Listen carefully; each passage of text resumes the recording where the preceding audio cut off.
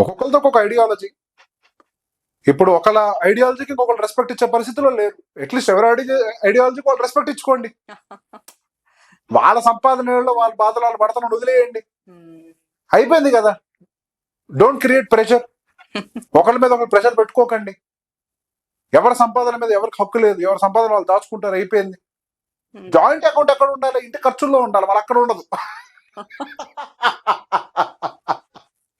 ఇంటి ఖర్చుల్లో జాయింట్ ఉండదు, సేవింగ్స్ లోనే జాయింట్ మాట్లాడతారు కానీ ఖర్చుల్లో జాయింట్ మాట్లాడారా? మరి జాయింట్ అన్నింటిలో ఉండాలి కదా. మరి అక్కడ లేని జాయింట్ ఇక్కడ ఎందుకు వస్తుంది?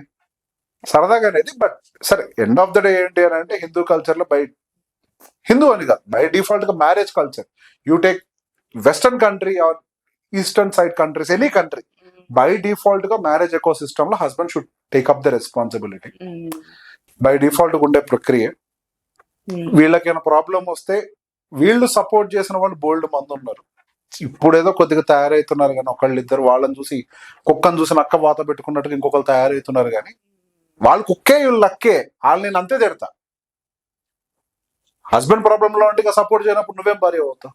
భార్య ప్రాబ్లం ఉన్నప్పుడు హస్బెండ్ సపోర్ట్ చేస్తే వీడియో హస్బెండ్ అవుతాడు.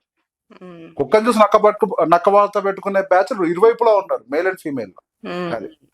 సో జాయింట్ ఇన్వెస్టింగ్ కంటే కూడా ఎవరు ఇన్వెస్టింగ్ వాళ్ళు చేసుకుంటూ ఎవరి ఇన్వెస్ట్మెంట్ ఫిలాసఫీ వాళ్ళు ఫాలో కండి.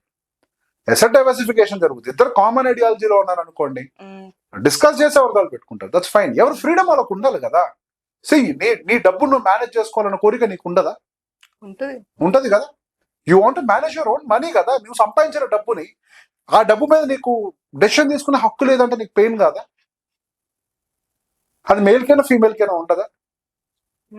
ఆ డెసిషన్ తీసుకోవాలనుకునే స్వతంత్రం కావాలని కోరుకుంటారు కదా.